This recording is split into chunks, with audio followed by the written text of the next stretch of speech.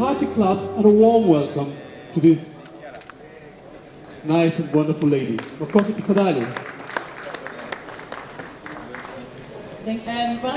panel discussion. We're going to talk about the business involvement in the agriculture and food industry today. First, I would like to welcome the panelists of today. So we have Mr. Amir, who is the sector chairman of the Kenya Association of Manufacturers Food and Beverage Board. We have Mr. Michael Darros, who is the deputy ambassador of the German embassy in Nairobi. We have Pius Rotic, who is the managing director of Caninvest. And we have Mr. Mutunga, who is the KEPSA Agri Board Chairman and the CEO of KENAF, that's the Kenya Association of Farmers. We all know that food processing is a huge sector in Kenya. Kenya is one of the biggest exporters worldwide for food, vegetable and horticulture products, and it offers a lot of potential. But we know as well that more than 60% of the globe's available and unexploited cropland is located in sub-Saharan Africa, and that the continent agriculture productivity level is lacking and is not catching up like the rest of the world. We have as well interesting movement that more and more of the big supermarkets are moving to sub-Saharan Africa and as well Kenya. So for the Kenya Association of Manufacturers, who is the biggest organization of all manufacturing companies in Kenya, I would like to ask, what is the future of food manufacturing in Kenya? Kenya Association of Manufacturers is a BMO, having about 1,200 members. Out of this, the majority forms the food and beverages, which is about 25% of the things. Regarding your questions, Mara, I think so. There's a big, bright future for the agro-processing industries, and the government has earmarked on certain development projects where infrastructure has been beefed up. A lot of specialized economic zones have been made. The industrialization plan, which has been unveiled a couple of weeks ago, that looks challenging and also promising, more than challenging rather. And that's the thing. Regarding the questions for Carrefour and Walmart coming, Carrefour had approached CAM to have a dialogue with the CAM members, and we have successfully negotiated with the supply agreement for Carrefour. On the same level, we invite other interested supermarkets or international chains to approach us and look for the brightening future of food industries in Kenya and especially in the region. Thank you. Thank you very much. So we will have questions and answers later, so if you have any questions, please write them down and then we can discuss them. So for the German embassy, I think we can all see that we have a massive German representation here at this trade fair. So I would like to ask Mr. Darros, why is that? What's the role of the German private sector in Kenya?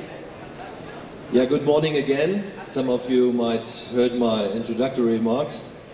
And I'm indeed very happy to be here also on this panel, because that gives me the opportunity to say some words on how the German embassy and the German government sees the really growing and interesting economic ties between Kenya and Germany. We have on the one hand represented here with or by Ms. Köberle the official German corporation GIZ, which gives a lot of incentives, and we have heard this this morning in the keynote speech. The principal secretary of the Ministry for Industrialization and Development, Business Development gave here how important it is to have support in saving food, together with the international organizations like FAO, and also in fields like vocational training, which also is important to improve the capacities of the industry. This is one hand, but it has to go hand in hand with the private sector. And you know that in Germany we have a very long-standing tradition of the government to create framework conditions for the private sector to do it according to the needs of the economic community. Because one thing goes for sure, and this is the philosophy Germany is supporting everywhere and which made us successful, and that we have been successful over the years, no one can deny, that the economic actors themselves, the companies, those who participate in the market, know best what to do. They explore the market, they invest their money, they take the risk. So it is important to help them and not to create conditions which might rather suffocate than ignite initiatives. And this is what the philosophy here is, and we see here in Kenya a country which has, very much in contrast with other countries at the same economic and development level, a very strong private sector. And we here in the German embassy came to the conclusion that we have to highlight more the visibility and the presence of German companies here in the market. And this event here today and the coming 3 days give a very good opportunity for that. And I'm very hopeful that the companies exhibiting here will find their interlocutors and their partners to do business in a real win-win situation during this event here. And not only during this event, as a long-standing and ever-growing exercise. Thank you very much. Thank you very much, Mr. Darus. So we have Pius Rotich, the Acting General Manager of CanInvest. And CanInvest's mandate in Kenya is to promote and facilitate investment, both of local companies as well as foreign investment. So I would like to ask Pius, what is CanInvest doing to attract investment in the food industry sector? Thank you very much, Mara. And I would like to say that we are government, we are fully government, set up by the government of the Republic of Kenya to promote and facilitate investments to the country, local investments. And how do we do it? We do it by giving you opportunities across all sectors. We do it by creating such kind of a forum whereby our local people could come and exchange ideas. We do it by, we do what we call project profiling, that is, we gather information on specific projects our local investors do have, by either by government, the national government, the counties, and the private sector. And once we profile those opportunities, then we can now market it locally and internationally. That is, we now seek for your partners from foreign countries, and also we link up locals and locals. So that is basically what we do, fully funded by the Republic of Kenya. We also do facilitate joint ventures. That is, we make sure that once you've identified your partners, we make sure that the partnership is smooth and it must see the light at the end of the day. We do not want discussions which will go forever, and we also do not want partnership which will die at the course of time. We want to see investments and partnerships which grow. We also do what we call policy advocacy. That is, we advise the government from time to time on the best way forward to attract more investments to the country and to grow more investments in Kenya. We also manage what we call one-stop center for investors. Once investors do come, whether foreign or local, we do provide a one-stop center whereby you can do your registration, you can do all your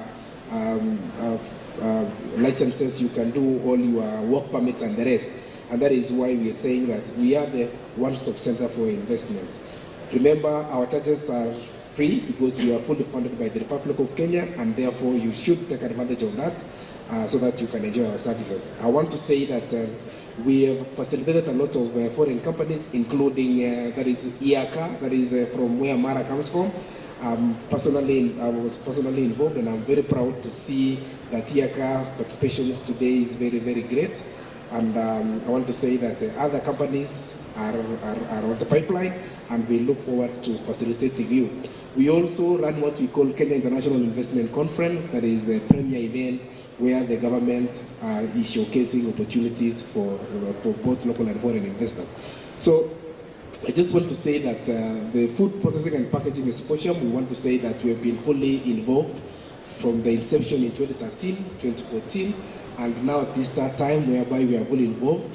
We want to showcase opportunities where our farmers could be able to sell their goods, could be able to process their goods, could be able to get value and technology so that we can reduce, or we can say that we want to reduce the perishable products from farm up to the market. And how do we do that? We do that by value addition, we do that by packaging, and that is a very, very important aspect in the Vision 2030. So this event is coming at a time when we are in course in our Vision 2030, whereby we want to be a middle-income earning country by the year 2030. And I want to say that for the past 10 years, whereby the Vision 2030 was conceptualized, I want to say that we have achieved our target and we are in course to even achieve more.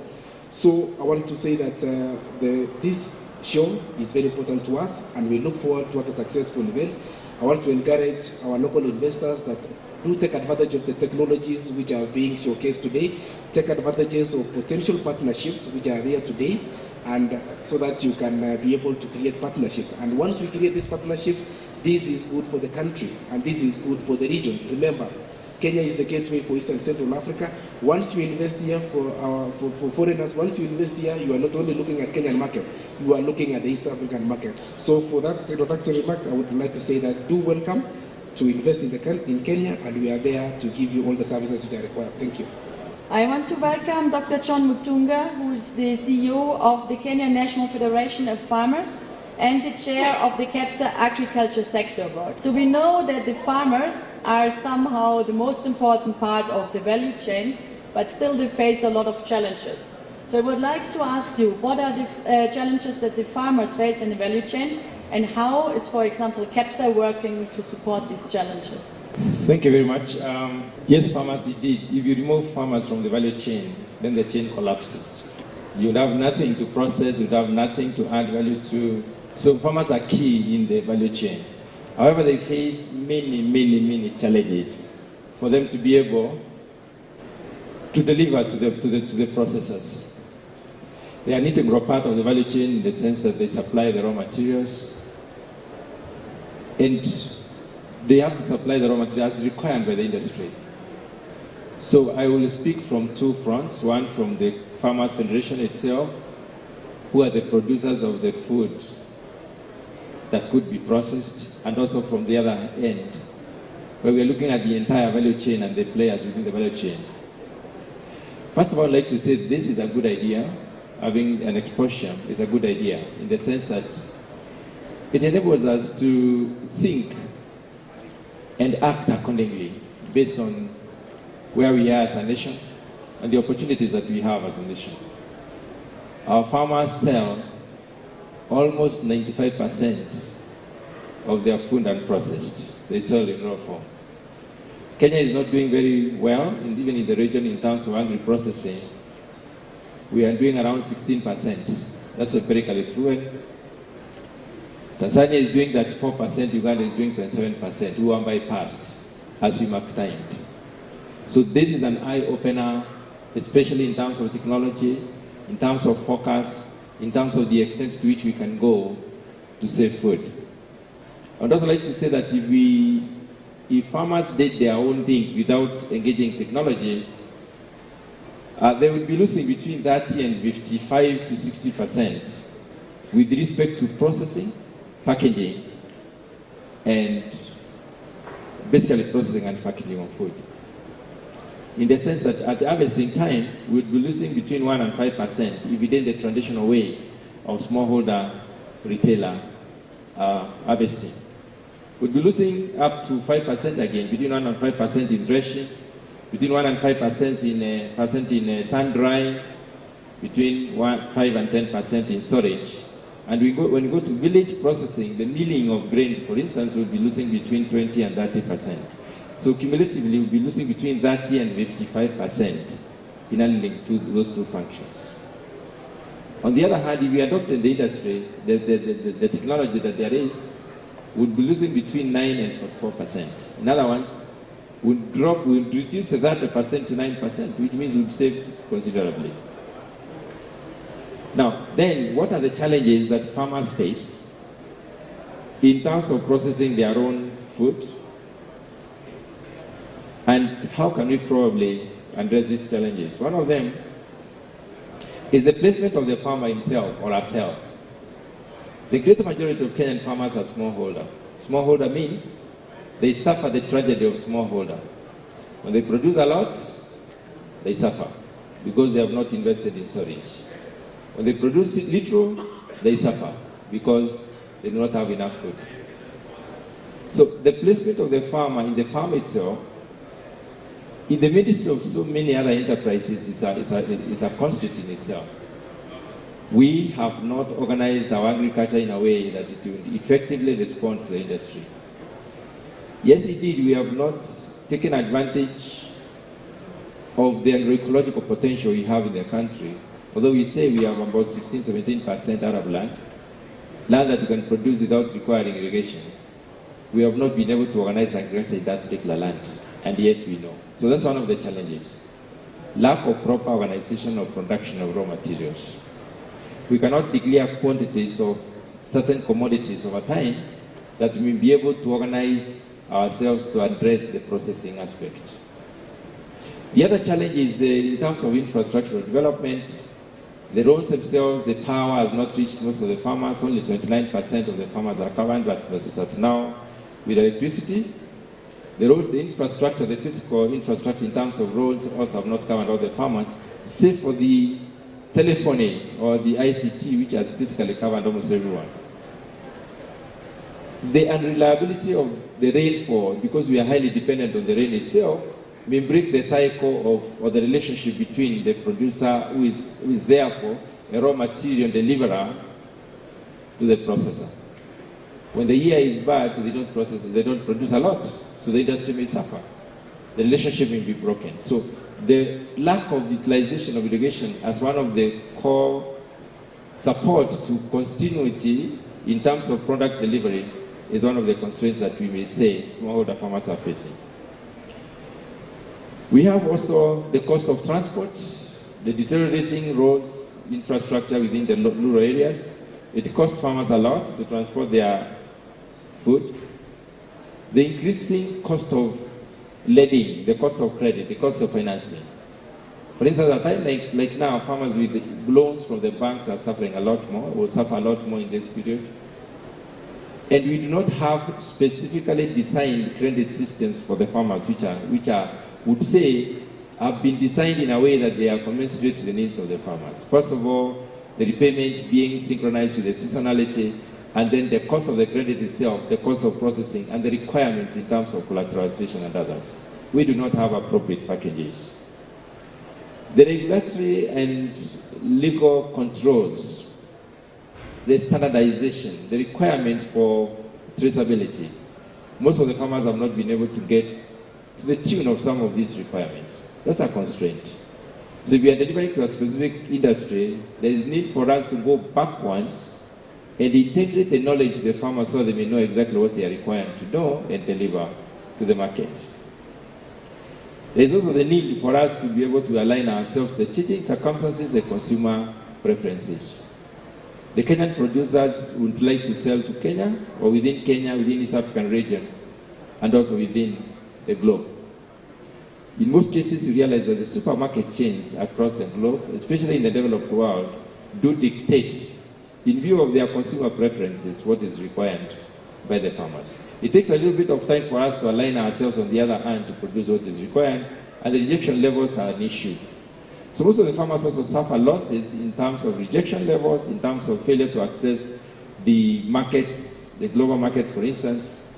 And finally, the other constraint that has constrained most of the African, especially those who grow the tropical beverages, is the cost of tariff escalation at the point of sale of some of these beverages from our countries to other countries.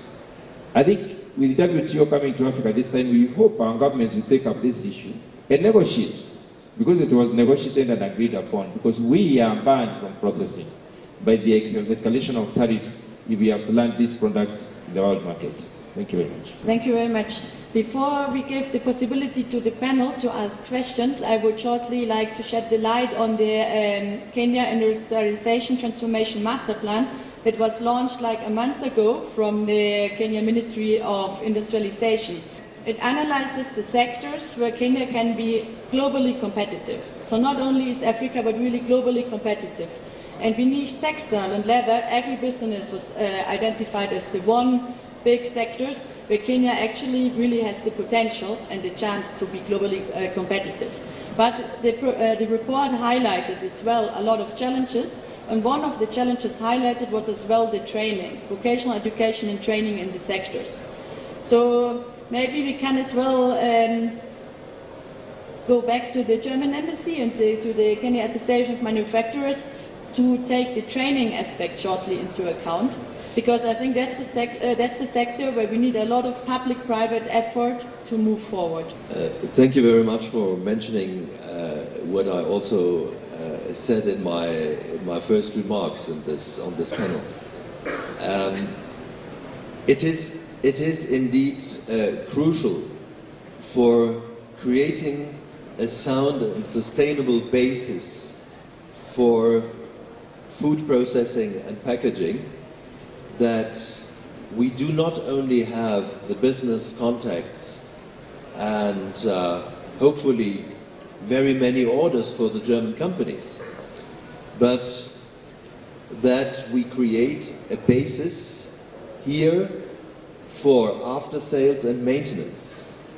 This is an issue which has been raised in very many fora. I already mentioned that I used to be the German Consul General in Lagos, Nigeria, and we're having several discussions and meetings with all kind of stakeholders of the private sector, of academia, of NGOs, federal government, federal state governments, and you name it.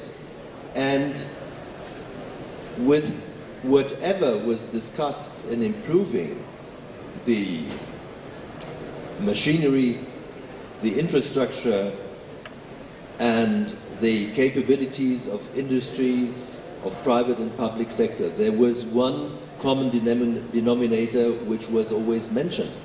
That was the lack of a maintenance culture. And it is very simple to understand why this maintenance culture in many fields does not exist.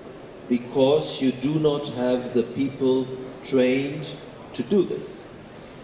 Having said this, we are very much of the opinion, and we have, together with GIZ, but also together with the private sector, I may mention Kronos bottling company, in this context, a very well-known and very well-established company here on the Kenyan market, who do programs for vocational training, dual vocational training. That means it's not just training on the job, it is a training which also provides for technical skills, for knowledge, and for schooling, which accompanies the practical work in the companies.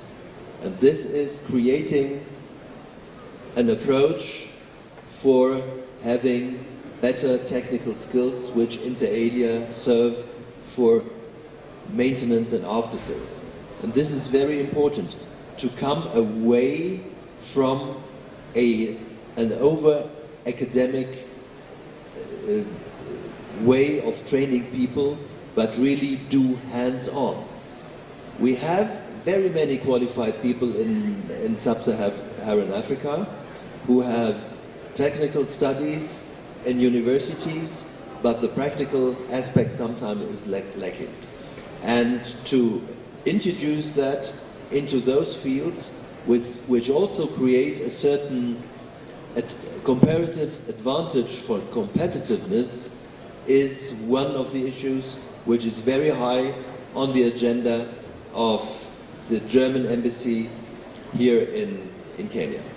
So I think that gives you some insight in what is one of the main topics we will be dealing with in the coming years.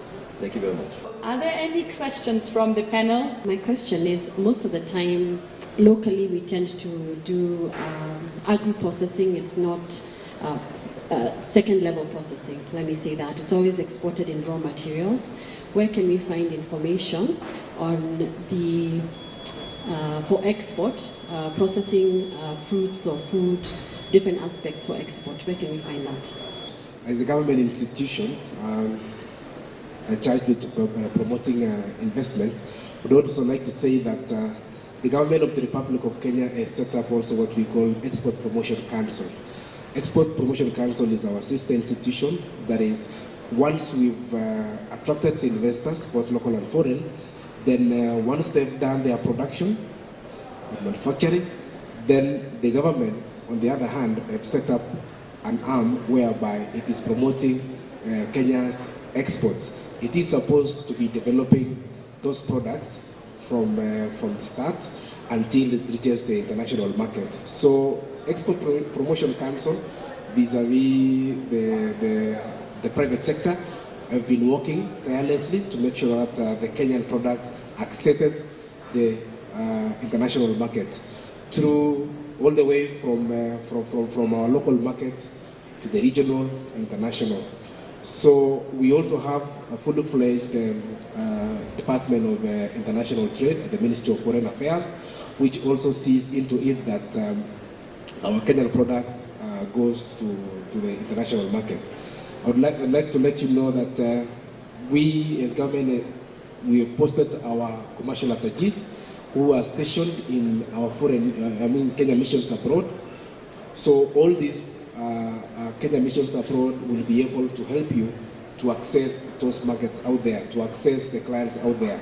But basically from home, we've got Export Promotion Council. It is fully funded by the Republic of Kenya, and it will give you that information. And they are getting a lot of support from development partners, e.g. USAID and the rest, under what we call Central Business for Information in Kenya. And I would like to say that I've been using most of the information, and they are quite informative. This is our sister institution. You need to visit their website, or you need to take a walk there. They are in the Anniversary Towers, and you will be able to know how to access the export markets. But the critical thing is, once we encourage our people to start trading within the country, once you've seen that you are able now to manage the local supply demands, then now you can expand to the region and then expand internationally. Otherwise, the Republic of Kenya is now adopting what we call economic diplomacy, whereby all our Kenya missions abroad have got no business looking at politics alone, but they have the responsibility of making sure that the Kenya's economy grows, the Kenya's products reaches the international markets. Thank you. And just last week I learned that Equity Group Foundation has a program for smallholder farmers, or is launching a program for smallholder farmers to train them in like milk processing, food processing on a really entry level. So my stand is here. Just come by later, and I'm happy to give you my card, and I can make the connection to the employees of Equity Foundation, which may inform you more about the program they just started. Yeah, foreign missions in Kenya, e.g. the German embassy and the IACA, or is AHK, they are there also to support you so that you will be able to access their markets. We also have the British Chamber, we have got the American Chamber of Commerce, so we've got all the institutions to support the products. I just want to ask a question, maybe are we sleeping on the job, or we are awake? So we need to really wake up and make sure that we take advantage of existence of these institutions, because they are recognized by the Republic of Kenya and they are there to support you. Thank you. My question goes to the Investment Authority and the agriculture sector. I'm wondering, is there a way both parties can come together and find a harmonized way to assist the farmer at the lower level to manage post-harvesting, so that they can get a product that can easily access the market? And two, is there a way government can initiate assisting a farmer to drain the processing line? Thank you. Thank you very much once again. I know that my colleague, Dr. Mtunga, will be able to expound more on the private sector point of view. But as government, we want to say that we has got no business doing business, but we support the private sector to do business. So the government has moved out from doing business and to support the private sector. And we have got several instances whereby the government of the Republic of Kenya is supporting the private sector, especially now in the food industry. I want to tell you that the government of the Republic of Kenya came up with what we call Kenya Vision 2030, where it spells out where we shall be in the year 2030. What you're saying is that there are 6 sectors which has been identified by the government, and the first on that line is agriculture, that is promotion of agriculture, which in turn focuses on value chain in the food processing and packaging. And therefore, the government is well aware that it has got the responsibility of supporting the private sector. I want to say that the government also has got a fully-fledged ministry under the Ministry of Agriculture and also Ministry of Industrialization and Enterprise Development, whereby it is assisting the farmers, also assisting the private sector to make sure that their food or their products are processed and accesses the market. And that is why we are saying that once all these things are done, the government has come up with the strategies for the farmers to reach the desired market. Apart from food processing and packaging under the agriculture sector, the third item under the Vision 2030 is what we call manufacturing. And therefore, we want to be a manufacturing base or a manufacturing hub in the region, because we know that about 18 to 20% of manufactured goods going through COMESA, about 20 countries, originate from Kenya. And that is what we are saying, that we want to expand that manufacturing base so that we can manage the demands of the market. As you are aware, the China economy, of course, is also is expected to shrink with time, and therefore they want to consolidate their market. Once they consolidate their market, what happens to the market which is being served currently? So we in Kenya and we in East Africa, we want to be able to come out and make sure that we want to step in to where other international countries or other international companies are maybe exiting. We want to make sure that we produce more, we manufacture more with high quality products and with well packaged, so that it can be accepted internationally. The other area we are looking, of course, is on wholesale and retail. We want to make sure that our retail outlets are well managed. We want to look at to expand our departmental stores. We want to expand our supermarkets so that it can we can create shelves whereby the Kenyan products would be easily available across the region. And as you are aware that most of these retail outlets have expanded all the way to even Zambia, expanded all the way to the COMESA region, but we are very strong within the East African region. So those are the strategies which the government has been trying to expand to encourage that at least the Kenyan products, which originates from the farmers, reaches to the consumer without any problem. The PS also talked about the infrastructure projects which the government is undertaking, so that we are able to make sure that we reach out to the market. So I would like to maybe ask my colleague, Dr. William Tunga, to give us specifics so that we'll be able to move on. Thank you. Thank you very much for that question. I would like to approach it from two fronts. One of them is creating effective demand for agricultural products by our industry. In terms of looking at the value chain relationships, creating demand, starting from the market. What actually is demanded? And are we, as smallholder farmers, you are referring to, able to supply to the market? Those are the key issues that we need to organize better. If we are clear on the demand, then we move backwards. And if you declare the demand for a certain product for African smallholder farmers, they will produce it. As long as the taking process is very clear, they'll be able to produce that. Unfortunately, we have not organized ourselves to produce large volumes for purposes of processing. And therefore, we need to look into what has really not been done very well so that we may be able to now say that we have the clear relationship. On the other hand, it can also be the demand from the demand side, whereby industries say these are the kind of raw materials that we need, and we therefore declare, and the government uses its system to go back to the farmers to be able. So there has to be some linkage between the farmer and the private sector and the government. So it's a public-private partnership. So the other way, the next thing that the government can also do is invest in relevant research for continued supply of raw materials or continued supply of certain preferred products to the market. We may not be doing research in that particular perspective ourselves as countries within the Eastern African or within the African region or within Sub-Saharan Africa. We do our research in a slightly different way. Quite a bit of our research is donor-funded, and therefore the perspectives are not necessarily driven by the demands of the people. And on the other hand, you have not invested in agriculture to an extent that you can say this is what is going to be focused on over time. The relationship within the value chain is normally technology, technology push for a demand pull. There has to be some demand pull for the technology to come in and therefore assist. And this technology will come through the research support. Finally, we have to do market development, and this is an investment by the government.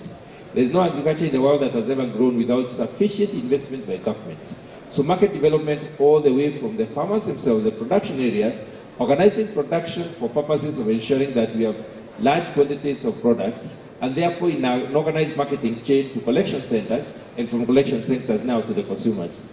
That needs to be very carefully followed through specific regulation, the establishment of regulations, so that we do not have large quantities accessing a specific outlet and therefore delays which may lead to a lot of losses again. So we need to be very careful, especially when we are dealing with the perishable products. Thank you very much for the answer of this question. We are unfortunately running out of time a bit, but I think in the framework of the next 3 days, and as well now, there will be a lot of possibilities to discuss the problems from post-harvest losses today, tomorrow in the day of safe food, or as well of technology available to improve the processing and packaging processes here. So now I want to thank you very much, give thanks very much to the panelists. Thank you very much for your questions. Enjoy the trade fair and have a nice day here in the opening panel.